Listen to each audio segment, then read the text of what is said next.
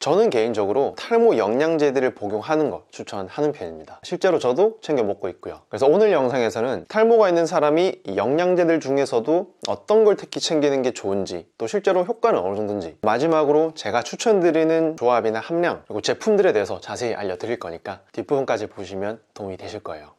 그래서 일단 논문들을 몇 가지 살펴보면요, 모발과 모낭세포에 필요한 이 특정 영양소가 부족한 경우에 그 해당 영양소를 보충하면 치료 효과를 볼 수 있다는 게 중론이에요. 영양제 하나만으로도 얼굴에 털이 굵어질 정도로 효과를 보신 분이 있거든요. 그래서 영양제를 먹고 효과를 경험하기도 하지만 또 어떤 사람들은 크게 효과를 못 보기도 하죠. 예를 들어서 남성형 탈모가 있는 분들은 그 원인이 명확하게 호르몬이니까 피나나 도타 같은 탈모약을 먹는 게 제일 중요하고요. 반면에 그 외에 여성형 탈모, 확산형 탈모, 또 휴지기 탈모나 원형 탈모에는 미녹시딜에 더불어서 영양소도 보조로 먹는 게 좋다는 거예요. 특히 항생제 오래 복용하신 분들, 위장이 안 좋은 사람이나 다이어트 하는 분들, 또 평소에 스트레스가 많거나 연세가 많은 분들, 이런 분들은 특히 더 영양에 신경을 쓰셔야 합니다. 이왕 우리가 루틴으로 종합 비타민 같은 거 챙겨 먹느니 우리가 고민인 부분에 포커스를 맞춘 모발 영양제들을 복용하는 게 훨씬 더 좋다는 거죠. 그래서 저도 탈모약을 복용하고 있고 영양제도 매일 보조로 챙겨 먹고 있습니다. 그래서 제가 첫 번째로 추천하는 영양소는 바로 비타민 D입니다. 비타민 D를 이렇게 검색을 해보시면 많은 의료 전문가들이 비타민 D의 중요성을 강조하고 있는 걸 볼 수 있어요. 비타민 D는 우리 몸 여러 부위에서 다양한 기능들을 하고 있는데, 선크림을 열심히 바르는 한국인들이 이 비타민 D 수치가 좀 낮게 나타나기도 하지만 특히 탈모인들에서 부족하거나 결핍이 있는 경우가 많은 영양소라는 게 특징이에요. 남성형 탈모나 여성형 탈모가 진행되는 사람들의 모낭 조직 검사를 해보면요, 이렇게 모낭이 위축돼 있고 피지선이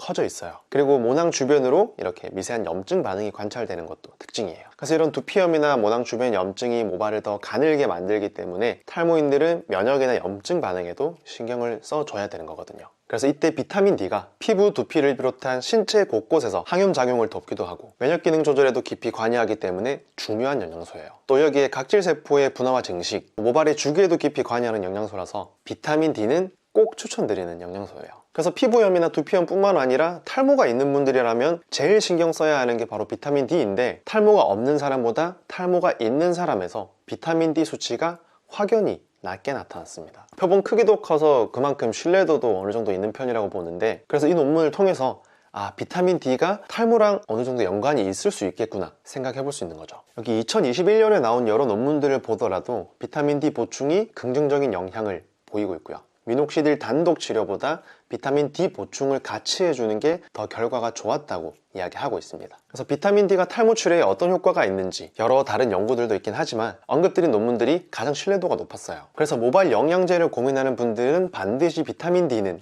꼭 생각을 하셔야 되고요.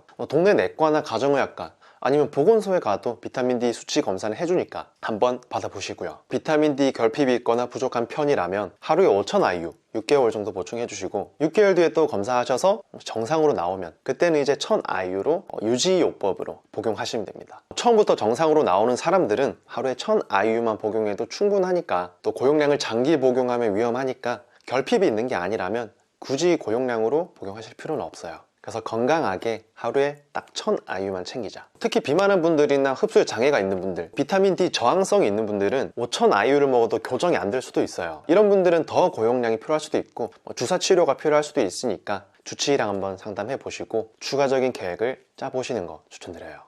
자, 제가 추천하는 두 번째 영양소는 비오틴입니다. 비오틴은 이미 탈모 영양제, 모발 영양제로 널리 알려지기도 했어서 아마 다들 잘 알고 계실 거예요. 근데 이제 비오틴이 진짜 탈모에 효과가 있는지, 특히 어떤 걸 신경 써야 하고 또 언제 얼마나 복용하는 게 좋은지 논문을 통해서 또 제가 중요하게 생각하는 노하우들을 몇 가지 알려드릴게요. 모발 영양제 시장에서 비오틴이 차지하는 비중이 생각보다 어마어마합니다. 검색량도 되게 많고요. 그만큼 마케팅도 잘 돼 있고 그만큼 중요한 영양소라는 말인데, 비오틴이 우리 몸에서 어떤 중요한 작용을 담당하고 있는지는 영상으로 따로 만들어 놓은 게 있으니까 아직 안 보신 분 있으면 한번 보시고요. 결론만 말씀드리면, 비오틴이 부족하게 되면 우리 피부, 모낭 세포에 에너지가 부족해지면서 손톱도 갈라지고 피부도 부석해지고 모발도 빠지기 쉽다. 그래서 선천적이든 후천적이든 결핍이나 부족이 있다면 비오틴이 효과가 좋다. 이렇게 머리 빠지는 분들한테 비오틴이 또 하나의 방법이 될 수 있다. 비오틴은 음식이나 영양제로도 섭취가 되지만 우리 장내 정상 세균들이 몸 안에서 만들어내기도 하거든요. 그래서 섭취가 부족하거나 우리 몸 안에서 흡수가 안 되거나 장내 정상 세균들이 비오틴을 잘 못 만들어낼 때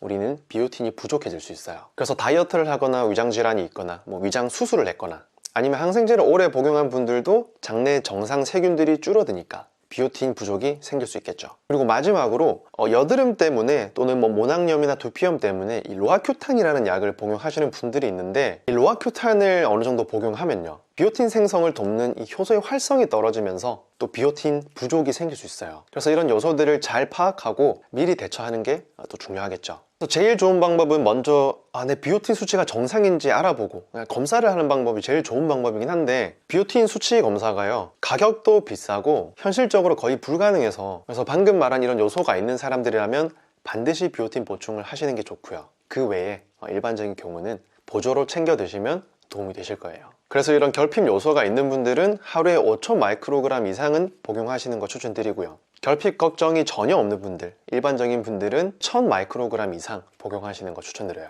하루 5,000 마이크로그램을 복용하는 게 비오틴으로 효과를 볼 수 있는 가장 적정한 용량이니까, 또 몸에 쓰이고 남는 것들은 또 소변으로 다 배출이 되니까 남녀노소 누구나 하루에 딱 5,000 마이크로그램만 복용하자. 자, 마지막 세 번째로 추천하는 영양소는 바로 맥주 효모입니다. 실제로 맥주 효모에는 모발에 도움이 되는 단백질이나 비타민 B 복합체가 풍부하게 들어있는데, 풍부한 단백질이 모발 구성에 기여하고 비타민 B 복합체는 모낭 활성에 도움을 주면서 모발의 개선을 기대하는 거예요. 맥주 효모를 주 원료로 만든 제일 대표적인 제품이 바로 판토가라는 제품인데, 확산성 여성 탈모 환자 60명을 대상으로 퀄리티 있는 연구를 진행했고요. 그 효능을 입증하기도 했으니까 탈모의 보조 치료를 목적으로 어떤 영양소를 고민하고 있는 분들이라면 맥주 효모도 반드시 챙기는 게 좋다는 거예요. 하루 300mg 정도면 적지도 너무 많지도 않은 적당한 양이니까 참고하시고요. 그래서 오늘 영상에서는 모발 관련해서 제가 제일 중요하게 생각하는 영양소 3가지를 알려드렸는데, 이 외에도 철분이나 아연, 셀렌이 부족한 경우에도 모발이 잘 빠질 수 있으니까 특히 여성분들은 철분 검사도 꼭 한번 해보시고, 그래서 병원 치료나 약물 치료에도 효과가 조금 부족하다면 내가 놓치고 있는 건 없는지, 내가 놓치고 있는 질환은 없는지, 생각지 못했던 약물의 부작용은 아닌지, 또 내가 소홀히 한 영양소는 없는지 잘 한번 살펴보셔야 되고요. 그에 맞는 또 필요한 조치를 해주는 게 제일 중요하니까 어떤 한 부분을 너무 간과하지 마시고 잘 챙겨 가셨으면 좋겠습니다. 오늘 영상은 여기까지고요. 전 다음 영상에서 또 인사드릴게요. 감사합니다.